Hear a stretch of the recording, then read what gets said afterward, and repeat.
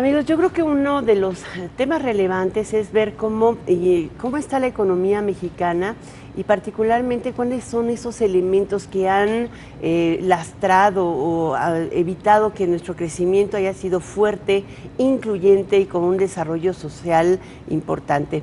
Hay muchas instituciones que han realizado estudios, pero una de ellas recientemente presentó no solamente el panorama económico de México, sino un análisis de esos elementos que son necesarios cambiar y que no nada más tienen que ver con reformas legales, también tienen que ver con reformas administrativas que por alguna razón no están presentes. Para hablar sobre el tema vamos a platicar con José Antonio Ardavín, director del Centro de la OCDE en México. Hola José Antonio, ¿cómo estás? ¿Qué tal, Alicia? Siempre es un gusto. Pues curioso, ¿no? Somos la 11ª economía del mundo con, el dato a diciembre es espectacular, con un crecimiento o un valor de producción medido por poder de compra de 1.7 trillones de dólares. Sí hemos crecido. Pero curiosamente tenemos más de la mitad de la población con carencias extraordinarias en materia de alimentación, salud, educación, vivienda, infraestructura, todo, ¿no? Es un tema de inclusión social. Tenemos una tasa de desempleo que se contrae, pero increíbles tasas de subempleo o de empleo informal. ¿A qué se debe esto?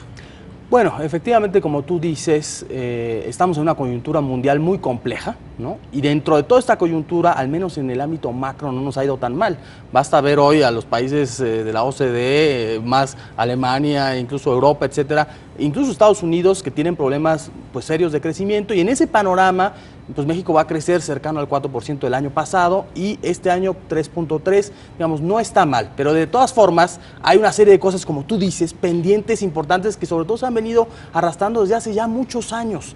Y podría poner ahí pues temas que además cada vez que viene el secretario general Gurría y presenta un documento como este que presentamos la semana pasada, pues bueno, los temas ahí se repiten. Es una reforma fiscal que tiene muchos años que no se ha hecho una reforma que permita ampliar verdaderamente la capacidad del Estado para hacerle frente a estos retos de la educación, de la pobreza, de la infraestructura.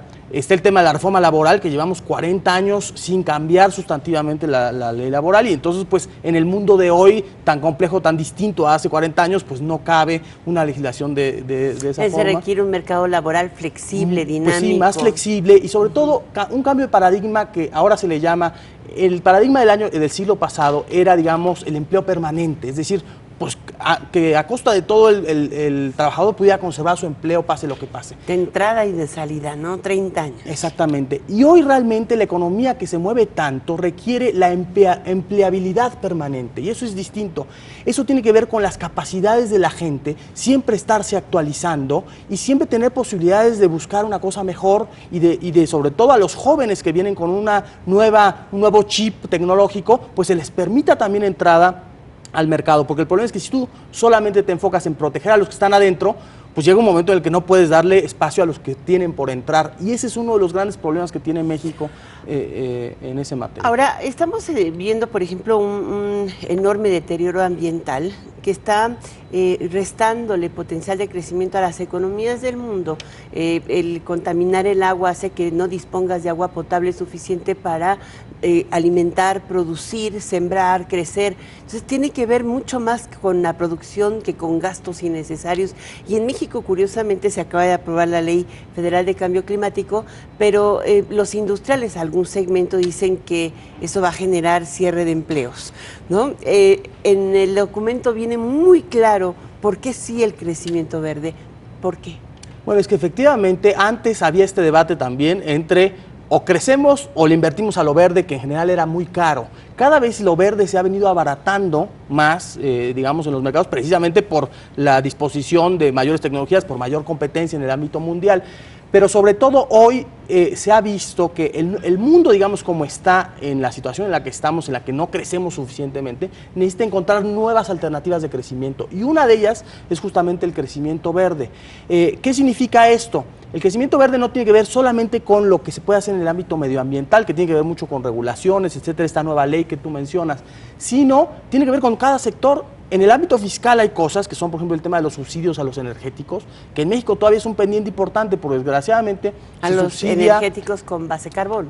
Exactamente, pero ahí está pues prácticamente todo, porque está la gasolina y el diésel que tienen un subsidio importante que bueno, se ha venido reduciendo poco a poco, pero en el tema de la electricidad, ¿no? Que también en el fondo pues tiene su base de carbono.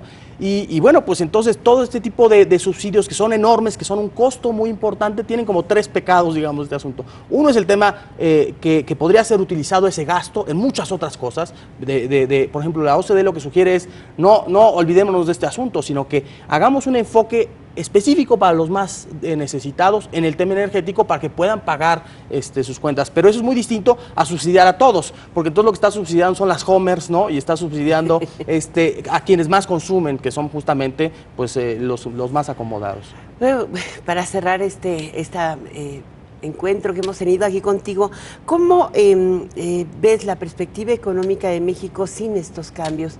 ¿Cuánto dejamos de generar de producción? Por ejemplo, no sé, en el tema de las telecomunicaciones, la falta de competencia, o en el tema de transporte, la ausencia de una regulación clara. ¿Cuánto nos resta de crecimiento de la economía?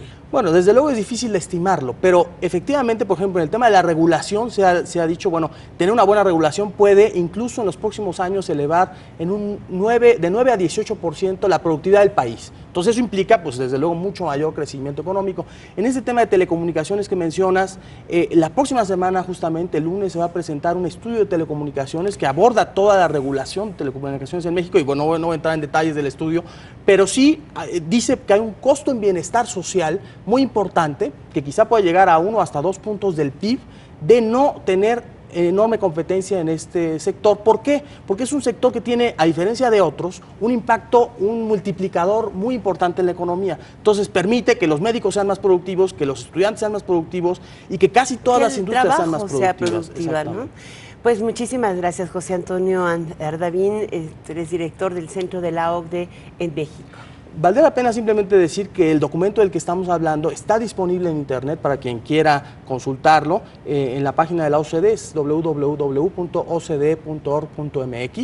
y ahí está también este documento que le entregamos al señor presidente y se le ha enviado también a los distintos precandidatos actuales para que pues, se tomen en cuenta estas recomendaciones en esta discusión que va a empezar pronto sobre el rumbo que va a tomar el país. A ver, amigos, no todo es ponerse de acuerdo en el Congreso, también hay que ponerse de acuerdo en la sociedad.